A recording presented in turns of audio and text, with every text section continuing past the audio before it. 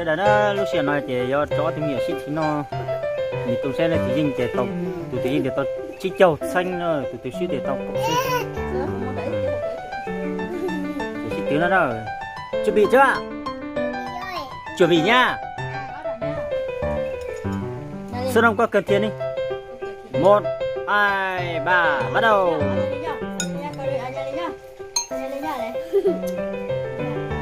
này 10.000 50.000 đến đây này thằng nào thán ăn thằng nào thua thì không được cứ ăn đi từ từ không sao gì cả cứ ăn từ từ không lo gì cả cứ từ từ không sao đâu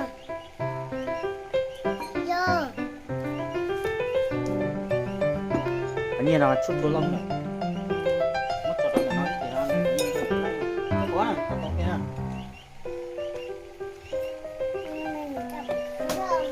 sao có những cái có cái gì mà luôn gì mà chỉ muốn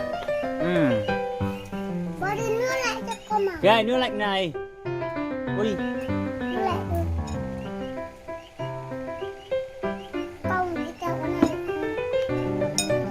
đây qua thì cứ để lại đấy đi ăn đi mì này nước lạnh này ăn đi cứ để lại cái màu đỏ đấy qua thì ăn cái mì tôm này thôi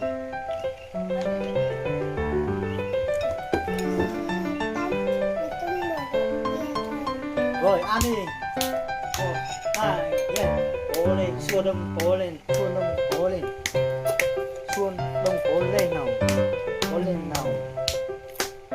ôi dồi ăn khỏe thế không bắt con cái nào của ăn được đâu từ thôi bình tĩnh nào ra ăn không bình tĩnh đi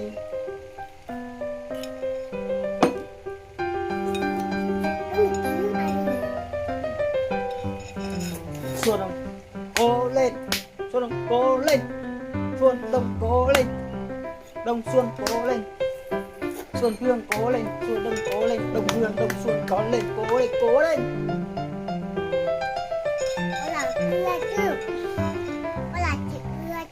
uống nước nhiều không ăn được đâu con ơi uống một tí thôi chưa còn nhiều cứ từ từ đi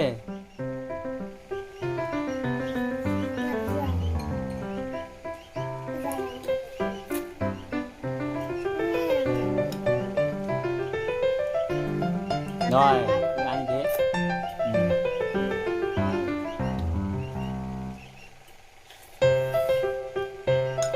thời gian là 30 phút trong vòng 30 phút không hết thì hủy diệt không đưa tiền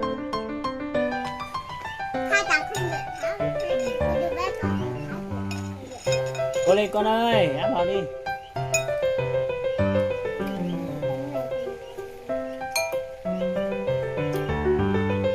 rồi ăn đi rồi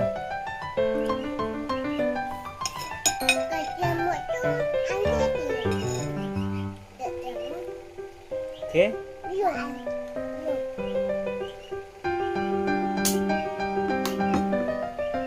không hết không có tiền hiểu chưa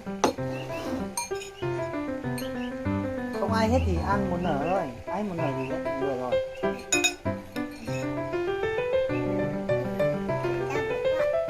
cho nhiều quá hay đi qua hết đâu cô làm lại nhé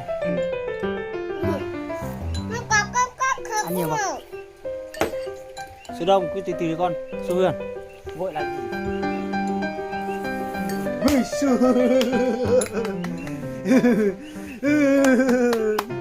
cố lên ôi sắp thôi rồi Sư Đông ơi đi lên đi đây con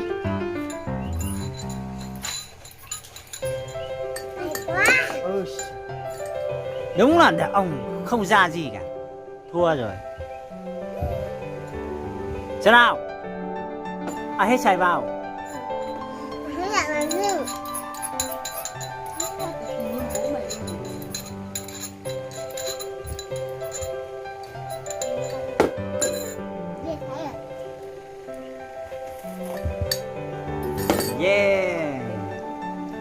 rồi. Con ăn đi.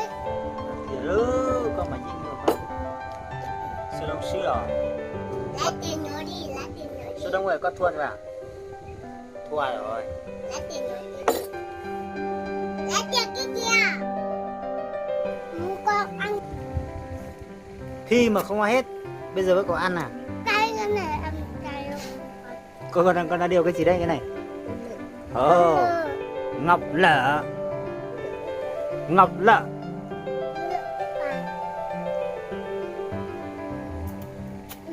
Giàu thế nhỉ, bố mẹ mày giàu quá, có cái dây chuyền này, một chỉ cái bật. Giàu thế. Mà con lợn là lợn bật. Lại bạn chiều ấy. Ăn nó đi con. Anh nhanh lên sắp thắng rồi. Con thua rồi.